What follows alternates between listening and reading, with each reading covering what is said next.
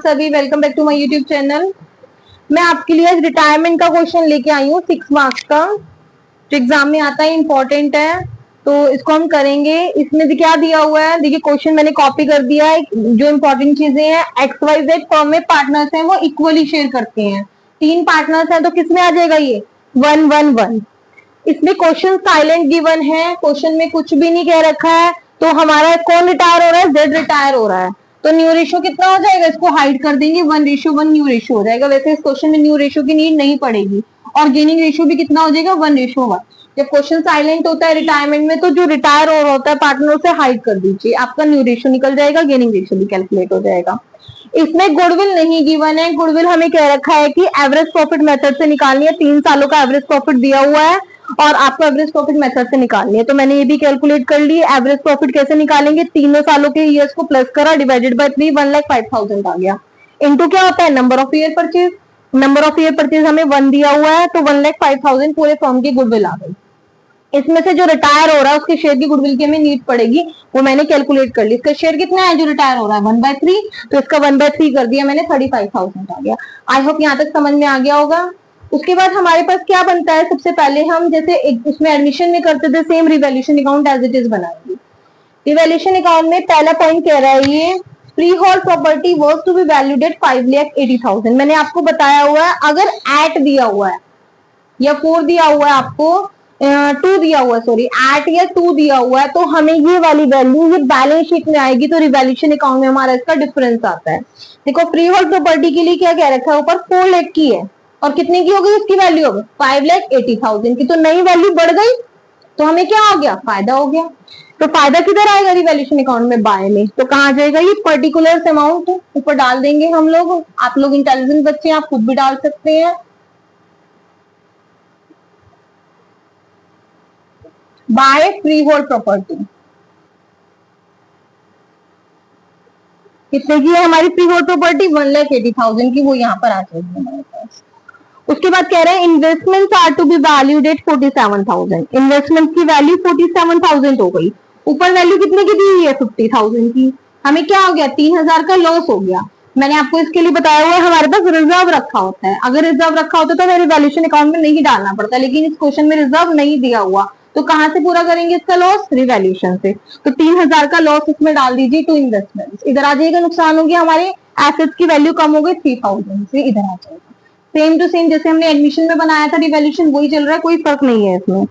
उसके बाद कह रहे हैं stock is to be valued at 94,000। Stock 94,000 का हो गया, तो स्टॉक की वैल्यू क्या हो गई हमारी, कम हो गई। तो किधर आएगा स्टॉक हमारा, इधर आ जाएगा। कितने का नुकसान हुआ हमारा, 6,000 का। 1 लाख का था, 94,000 का हो गया। एट लिखा हुआ था तीनों में, तो तीनों में मैंने रिवैल्यूएशन में डिफरेंस डाल दिया। अब ये कह रहा है कि प्रोविजन बनाना है हमें डाउटफुल डाउट्स पे 5%। हमारे डेटर्स कितने के हैं, 2 लाख की। तो 2 लाख का 5% हम प्रोविजन बना देंगे, to provision for doubtful doubts. हमारे डेटर्स है आपके 2 लाख का। 2 लाख का 5% कितना आ जाएगा, 10,000। 5 2 10,000। क्लियर हो गया, यहाँ तक कोई प्रॉब्लम है। Trademarks are valueless.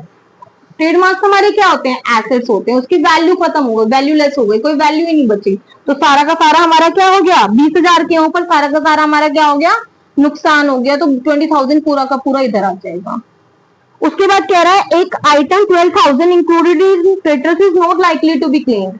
हमारे पास 12,000 के क्रेडिटर्स इंक्लूड है, क्रेडिटर्स में कोई आइटम है 12,000 का, वो हमें देना नहीं पड़ेगा। Not likely to be claim का मतलब होता है हमें देना नहीं पड़ेगा। तो हमें क्या हो गया, ये फायदा हो गया। साथ साथ करते किधर का आएगा ज्यादा, इधर का आ जाएगा, 1,92,000 आ रहा है। डिफरेंस निकाल लेंगे, कितना आ जाएगा ये हमारे पास, 39,000।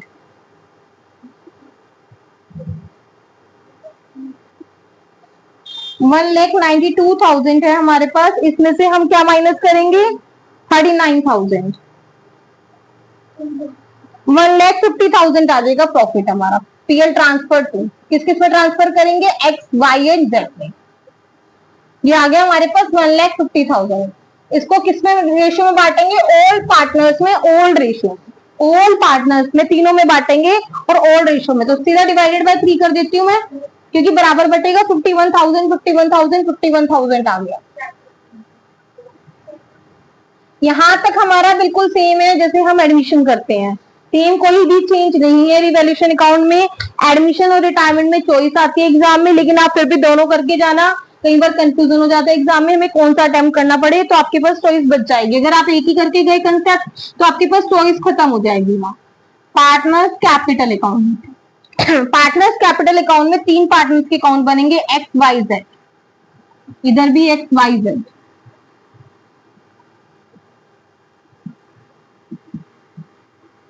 पर्टिकुलर्स एक्स वाई जेड, और ऊपर ओपी का साइन भी बना सकते हैं साथ में। सबसे पहले मैंने आपको क्या बताया हुआ, सेम एग्जिस्टिंग चलेगा जैसे हम एडमिशन में करते हैं। सबसे पहले क्या आता है यहाँ पे बाय बैलेंस बीडी, तो बाय बैलेंस बीडी डाल दीजिए। बैलेंस बीडी क्या होता है, जो कैपिटल है, कैपिटल कितनी है, 3 लाख, 2 लाख और 2 लाख, तो तीनों की कैपिटल डाल देंगे, 3 लाख, 2 लाख और 2 लाख। उसके बाद रिवैल्यूएशन का प्रॉफिट, इधर होता है तो इधर, इधर होता है तो इधर, तो बाय रिवैल्यूएशन अकाउंट आ जाएगा हमारे पास 51,000, 51,000 और ये 51,000। यहां तक क्लियर हो रहा होगा आपको, कोई तो प्रॉब्लम नहीं आ रही होगी क्योंकि सेम चल रहा है।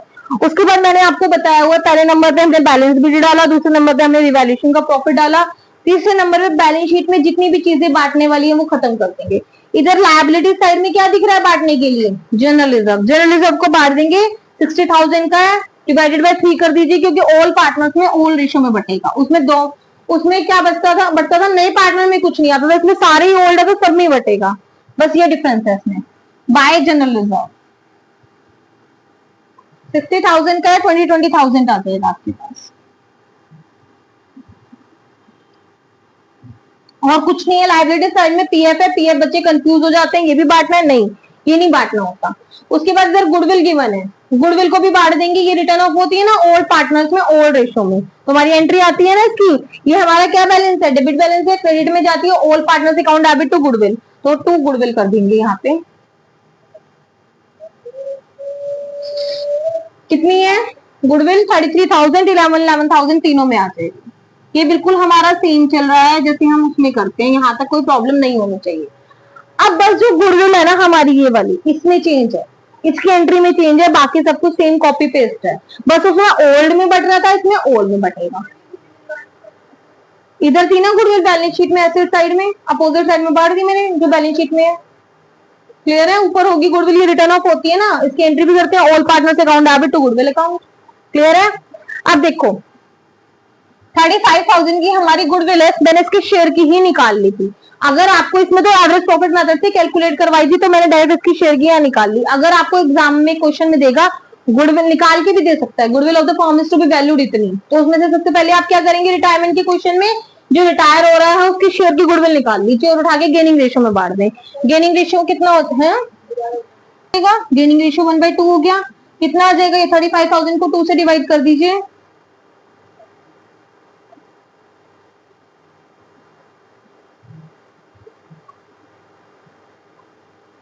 17500, 17,500 आ गया हमारे पास ये। तो हमारी एंट्री क्या होती है बेटा, पहले एंट्री देखो, एंट्री से समझाती हूँ मैं। Remaining partner to retiring partner, remaining कौन कौन है, X capital account, Y's capital account, आपको बार बार करने की जरूरत नहीं पड़ेगी, लेकिन यहाँ मैं समझाने के लिए बता रही हूँ।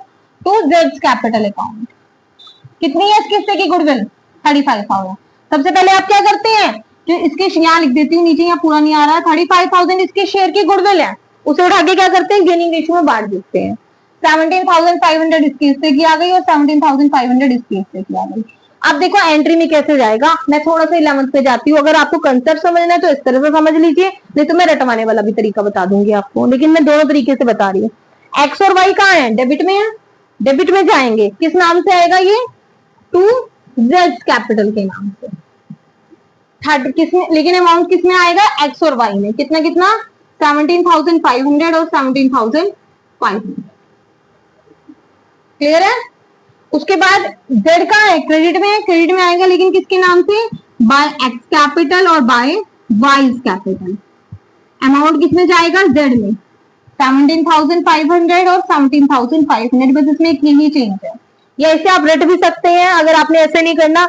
जो रिटायर हो रहा है पार्टनर उसमें तो इधर आएगी गेनिंग रेशियो अमाउंट। नाम किसका आएगा? जिसके अकाउंट में आ रहा होता है उसका कभी नाम नहीं आता, एक्स और वाई का नाम आएगा। और इसमें किधर आएगी? जेड के नाम से आएगी और एक्स और वाई में अमाउंट आएगा। इस चीज को आप रट भी सकते हैं। क्लियर है? मैंने आपको दोनों तरीके से बता दिया, आपको जैसे समझ में आएगा वैसे कर लीजिए।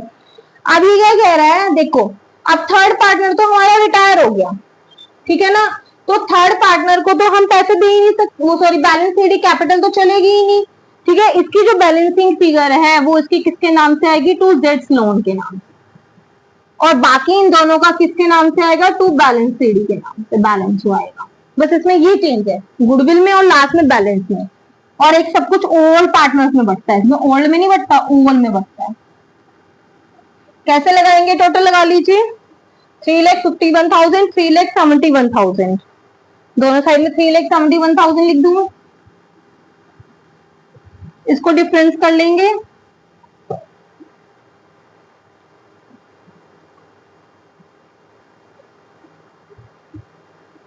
$3,71,000 माइनस 11,000, सॉरी 3,71,000 बता रही हूँ, 11,000, 17,500,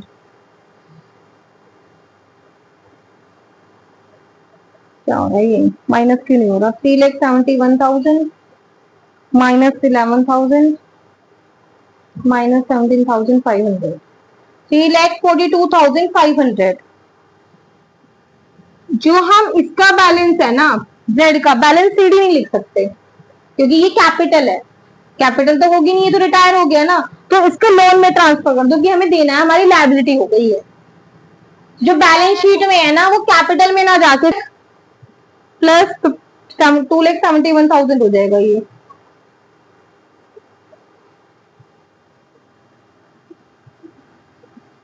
इसमें से ये माइनस करेंगे 11,000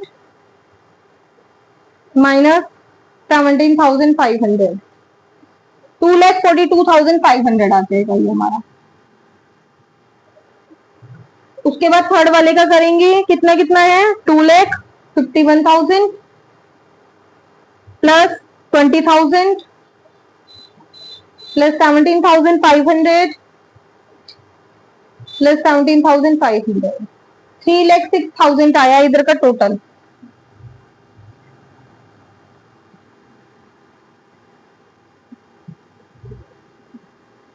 इसमें से ये 11,000 लेस कर देंगे, 2,95,000 हमारा इसका लोन में आ जाएगा जेड के। अब जब हम बैलेंस शीट में डालेंगे एक्स और वाई तो कैपिटल डालेंगे और जेड का लोन डालेंगे।